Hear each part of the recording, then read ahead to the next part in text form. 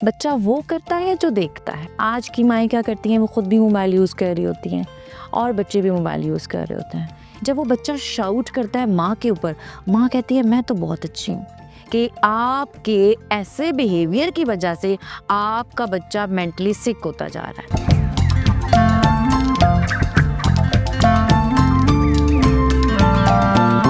बिस्मिल्लाहिर्रहमानिर्रहीम, अस्सलाम वालेकुम। मुझे कहते हैं सादिया बुखारी। आप देख रहे हैं डार्क एंड वाइट। आज हम बात करने जा रहे हैं बच्चों के बिहेवियर पे, बच्चों की आदत पे, कि वो किस तरह के जज्बात और एहसासात का इजहार करते हैं और क्या वालिदैन बच्चों को बैड टच और गुड टच के बारे में बताते हैं और किस तरह से उनकी तरबियत की जा सकती है। हमारे साथ मौजूद है मरियम नकवी, जो कि अर्ली चाइल्डहुड डेवलपमेंट पे काम भी करती हैं, ट्रेनिंग भी देती हैं और आजकल डिफरेंट प्रोजेक्ट पे काम भी कर रही है। हमारे साथ मौजूद है। सबसे पहले थैंक यू, आप तशरीफ़ लेकर आए। कैसी हैं आप? वेलकम है, बिल्कुल ठीक ठाक। अच्छा मरीम साहिबा, हम देखते हैं कि बच्चों को बहुत ज़्यादा बिहेवियर के बारे में बताया जाता है, उनके रवैयों के हवाले से बात की जाती है, उनकी फीलिंग्स पे बात की जाती है। लेकिन आज हम बात करेंगे कि आजकल का जो दौर है, स्पेशली जो ये जनरेशन चल रही है, इसमें बच्चों की जो तरबियत है वो बहुत बड़ा चैलेंज बन चुकी है। किस तरह से बन चुकी है और क्यों हो गई है? Sadia, thank you very much. First of all, I want to say thank you that you called me here and it's very sensitive topic. मैं ये कहना चाहूँगी कि इस वजह से तरबियत जो है बहुत इम्पोर्टेंट हो चुकी है, क्योंकि माँ की तरबियत की जगह मोबाइल फ़ोन ने ले ली है। हमारी माएँ हमें खाना पकाते वक्त, रात को सोते वक्त लोगों के बारे में, लोगों के रवैयों के बारे में, हमारे जो अम्बिया कराम अलैहिस्सलाम हैं उनके बारे में स्टोरी सुनाती थी। आज की माएँ क्या करती हैं, वो ख़ुद भी मोबाइल यूज़ कर रही होती हैं और बच्चे भी मोबाइल यूज़ कर रहे होते हैं। इवन मैं अगर किसी घर जाती हूँ, पढ़ाने जाती हूँ, तो बच्चों को पता होता है कि it's 3 o'clock, it's 4 o'clock, teacher is about to come, but वो मोबाइल यूज़ कर रहे होते हैं। 2% मदर्स ऐसी हैं जो बच्चों को रेडी करके बिठाती हैं कि okay it's 3 o'clock, teacher is about to come, you have to wait for your teacher and कारी साहब। तो यहाँ पर अलमिया ये है कि माँ को ज़रूरत है पहले तरबियत की। माँ की तरबियत की जाएगी तो उसके लिए बच्चे की तरबियत करना आसान है। ठीक, मुझे ये नहीं समझ आती सादिया कि स्क्रॉलिंग से क्या मिलता है। और आपको पता है कि बच्चा एक ऐसे व्लॉग्स देख रहा है आज के दौर में, तरबियत माँ नहीं कर रही, वो डिफरेंट व्लॉगर्स कर रहे हैं। ठीक है, तो क्या समझती हैं कि किस हद तक कितनी सख्ती करनी चाहिए, क्यों ज़रूरी है, और क्या सख्ती करने से बच्चों के ऊपर उनकी तरबियत पे असर पड़ेगा, उनकी तरबियत बेहतर हो सकती है? बिल्कुल भी नहीं। सख्ती से किसी का दिल नहीं जीता जा सकता, सख्ती से कोई चीज़ बदली नहीं जा सकती, मोहब्बत से बदली जा सकती है। आज भी मैं एक इंटरव्यू था, उसमें बात करी थी कि नबी सल्लल्लाहु अलैहि वसल्लम के पास एक औरत आई और उन्होंने कहा कि या रसूल अल्लाह, ये मेरा बेटा गुड़ बहुत ज़्यादा खाता है। तो उन्होंने कहा कि आप कल आइएगा। वो औरत कल अपने बच्चे को लेके आई, तो उन्होंने बड़ी मोहब्बत और शफ़क़त से कहा बेटा गुड़ नहीं खाना चाहिए। औरत बड़ी हैरान, वो कहती ये 2 लफ्ज़ मोहब्बत के, प्यार के, ये कल भी तो कह सकते थे।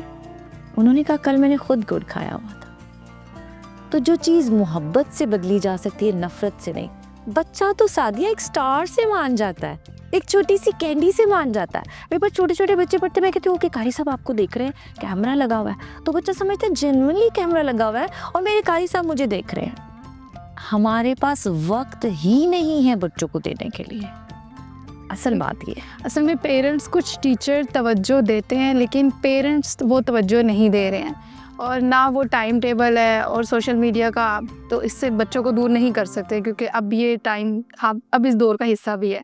तो क्या टाइम मैनेज करें बच्चों के लिए? कौन सा टाइम ऐसा होना चाहिए जिसमें वो अपनी चीज़ों को मैनेज कर सके, डिसिप्लिन सीख सकें? जावेद इकबाल साहब ने बड़ी खूबसूरत बातें की हुई हैं कि अगर आप चाहते हैं कि वेल डिसिप्लिन किड जो है वो आपका बच्चा प्रोड्यूस हो, तो पहले खुद वेल डिसिप्लिन हो। एक बच्चा बार बार कहेगा उठो नमाज़ पढ़ो, उठो नमाज़ पढ़ो, बच्चा नहीं सुनेगा। बच्चा वो करता है जो देखता है।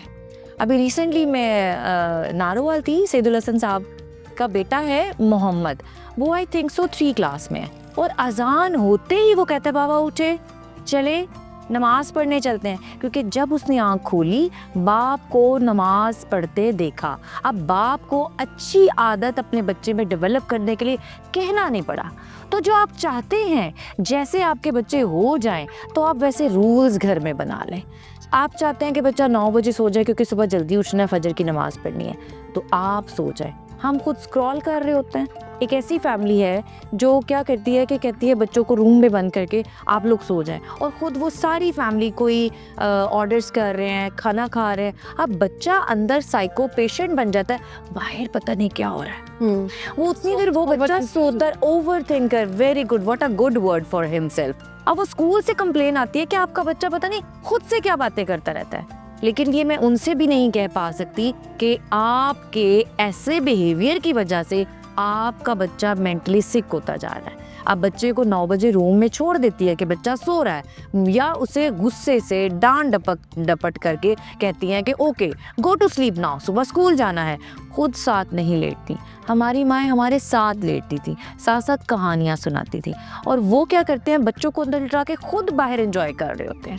अच्छा मरीम साहबा, अगर हम आप जैसे अब पुराने टाइम की बात बता रही हैं, तो घर के झगड़े, गुस्सा, ज़िद, ये सब चीज़ें जो हैं इनको कैसे हम हैंडल कर सकते हैं बच्चों की तरबियत के अंदर, क्योंकि ये भी चीज़ें बहुत ज़्यादा मैटर कर रही है। जिस टाइम की आप बात करी वो तो टाइम ही डिफरेंट था, अब बच्चों के अंदर ज़िद बहुत ज़्यादा आ गई है, झगड़ा बहुत करने लग गए हैं। घर में होता है तो उसको देखते हैं, वो बहुत ज़्यादा उनके ऊपर जो है इम्पेक्ट होने लग गया। आफ्टर कोविड अभी तक हम सफ़र कर रहे हैं। कोविड में जॉब्स नहीं थी, कोविड में हस्बैंड भी घर, बीवियाँ भी घर, बच्चे भी, लेकिन चीज़ें ठीक नहीं हुई, चीज़ें ख़राब हो गई। अब उसको हस्बैंड ने भी 24/7 घर रहना है, बीवी ने भी, अखराजात पूरे नहीं होते थे। तो आपको पता है उन डेज़ में डिवोर्स के रेशो भी बहुत ज़्यादा बढ़ गया था, डिवोर्स का रेशो। अब लड़ाई झगड़ा तब ज़्यादा होना शुरू हो गया। बाप भी घर है, वो उसकी माँ की ज़रूरियात बाप बर वक्त पूरी नहीं कर पा रहा, ऑफिस जाता, पैसे मिलते तो ज़रूरियात पूरी करता। लोगों के घरों के चूल्हे बंद होना शुरू हो गए थे, वो तो है। ठीक है। फिर होता क्या है कि अगर बाप शाउट करता है माँ के ऊपर, बच्चा क्या है, कुछ नहीं सकता। उसके अंदर इतना नहीं है कि अपनी फीलिंग्स को, अपने इमोशंस को वो आपको आपके सामने एक्सप्रेस कर सके। लेकिन जैसे जैसे वो ग्रो करेगा ना, वैसे वैसे उसका रवैया अपने बाप जैसा या माँ जैसा होता जाएगा। जब वो बच्चा शाउट करता है माँ के ऊपर, माँ कहती है मैं तो बहुत अच्छी हूँ, मैंने तरबियत भी अच्छी की, फजर के वक्त उठती भी हूँ, नमाज भी पढ़ती हूँ, इसको टाइम पे खाना भी देती हूँ, यूनिफॉर्म भी टाइम पे प्रेस करती हूँ, स्कूल भी लाहौर का सबसे या एरिया का सबसे अच्छा है जहाँ मेरा बच्चा जाता है। फिर मेरा बच्चा ग्लास उठा उठा के क्यों फेंकता है, हाइपर एक्टिव क्यों है? हाइपर एक्टिव बाय बर्थ नहीं होता बच्चा, आपका एनवायरनमेंट उसे हाइपर एक्टिव। कैसे हैंडल करें? उसकी काउंसलिंग करें, घर का एनवायरनमेंट अच्छा करें। हो जाते हैं घर में झगड़े। अगर हस्बैंड को बीवी की कोई बात बुरी लग गई है, बीवी को हस्बैंड की कोई बात बुरी लग गई है, वो कोई ऐसा टाइम, बच्चे सो जाते हैं या बाहर जाके आउटिंग पे चले जाएं, वहाँ डिस्कस कर लें। लेकिन ये भी तो होता है ना, पेरेंट्स जब गलतियाँ करते हैं और शाउट करते हैं तो वो बच्चों के सामने शाउट करके बच्चों के सामने उन गलतियों को तस्लीम नहीं करते हैं। क्या पेरेंट्स को भी बच्चों के सामने शाउट करके, गलतियाँ करके बच्चों के सामने ही तस्लीम करना चाहिए? क्या उनकी तरबियत इससे भी बेहतर होती है? क्या वो चीज़ें सीखते हैं, पॉजिटिव चीज़ों की तरफ जाते हैं, उनका गुस्सा ख़त्म होता है? अगर यही मोहब्बत से कह ली जाए एक दूसरे को, हाँ यार ये मुझे गलती नहीं करनी चाहिए थी, सॉरी फॉर दैट, तो बच्चे के ऊपर उसका पॉजिटिव इम्पैक्ट पड़ेगा। कासिम अली शाह साहब कहते हैं एक ऐसी ज़मीन जहाँ पे ब्लास्ट हो जाता है, उसके चांसेस हैं कभी ज़रखेज़ होने के। वो बंजर ज़मीन के बाद आफ्टर मैनी ईयर्स वो ज़रखेज़ हो सकती है। लेकिन जिस बच्चे के सामने वालदैन के तनाज़ात बढ़ते जाते हैं, उसके जहन में जो उसके असरात होते हैं, वो दुनिया का कोई डॉक्टर, कोई साइकेट्रिस्ट, कोई ताकत ख़त्म नहीं कर सकती। टिल डेथ उसके ब्रेन में वो मूवी चलती रहती है। और इसी वजह से बच्चे शेयरिंग नहीं करते, शेयर नहीं कर पाते ना। किससे शेयर करें? घर की बात दूसरों से शेयर करेंगे तो दूसरे बच्चे, हम जो उसके क्लास फेलो हैं, वो उसका मजाक उड़ाएंगे। अच्छा ये भी बताइएगा कि बैड टच, गुड टच, एक ये अभी तक हमने सुना तो था, सुनते भी आए हैं, लेकिन अभी भी उन चीज़ों पे अमल नहीं होता है। अभी आपने जैसे बात की कि बच्चे डर जाते हैं, शेयर नहीं करते, बैड टच, गुड टच किस उम्र में बच्चे को कैसे समझाना चाहिए और वो किस तरह से अपने वालिदैन को बताएं या वालिदैन उनसे शेयर करें? अब तो मुझे लगता है कि आपका बच्चा जब बोलना शुरू कर देता है ना, तो उसे बता दो। जितनी रेशो बढ़ती जा रही है बच्चियों के साथ और बच्चों के साथ भी ज़्यादती की और मैं आपको एक वाक़या बताना चाहूँगी सादिया, यहाँ पर मेरी जब शादी हुई चुरंडा में, मेरे घर की विंडो के सामने एक शॉप थी। वो शॉप वाला बच्चियों और बच्चों को गुड और बैड टच करता था।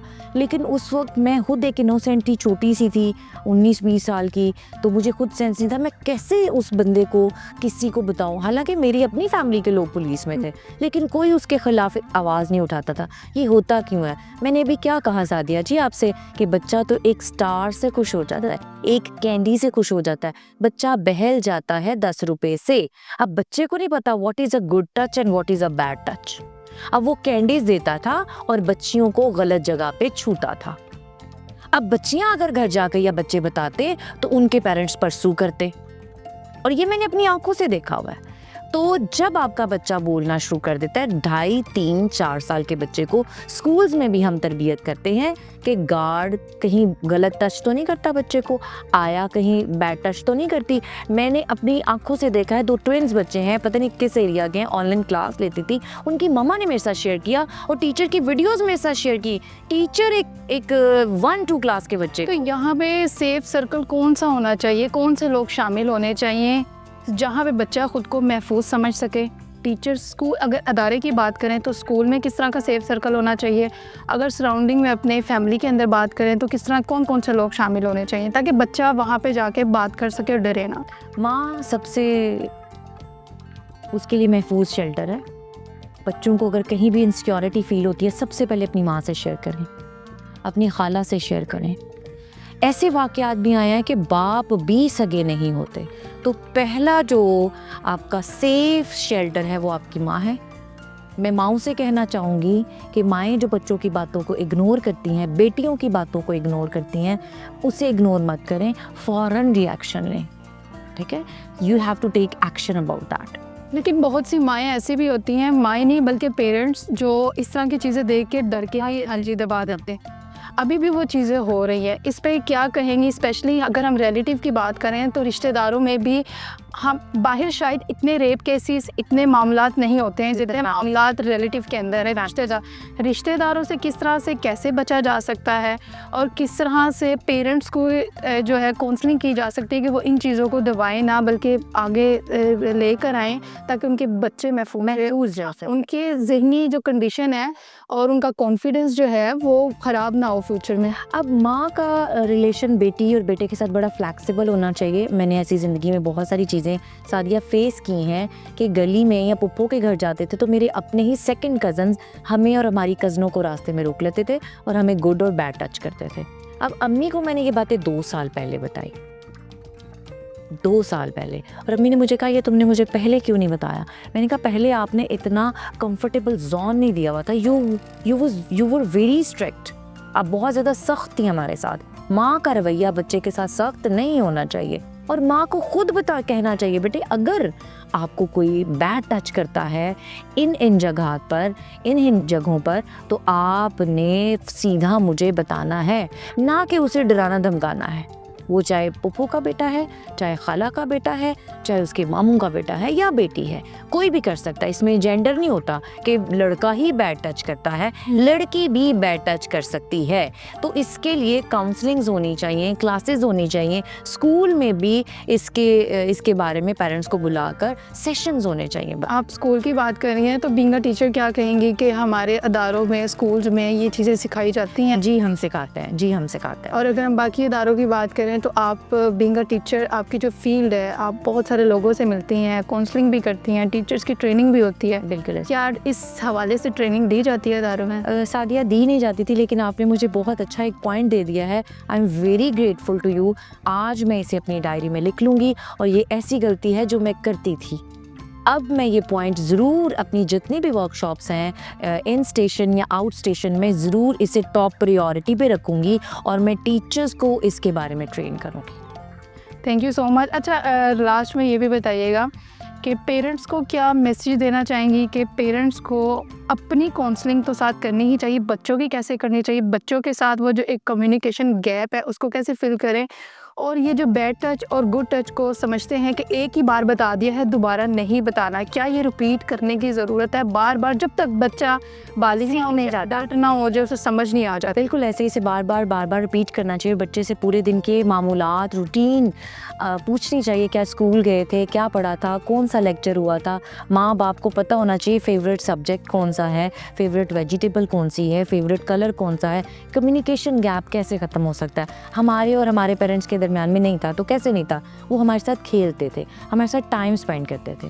तो अपने बच्चों के साथ कम से कम 2 से 3 घंटे डेली आपको स्पेंड करना चाहिए, इंडोर गेम्स या आउटडोर गेम्स। तो इससे एक गैप ख़त्म हो जाएगा, आपका लव डेवलप हो जाएगा, बच्चे का ट्रस्ट लेवल डेवलप हो जाएगा, बच्चा कंफर्टेबल फील करेगा। बच्चे ने जो बात अपने दोस्तों के साथ या लड़की ने अपनी सहेलियों के साथ बात जाके शेयर करनी है, वो अपनी माँ के साथ सबसे पहले शेयर करेगी।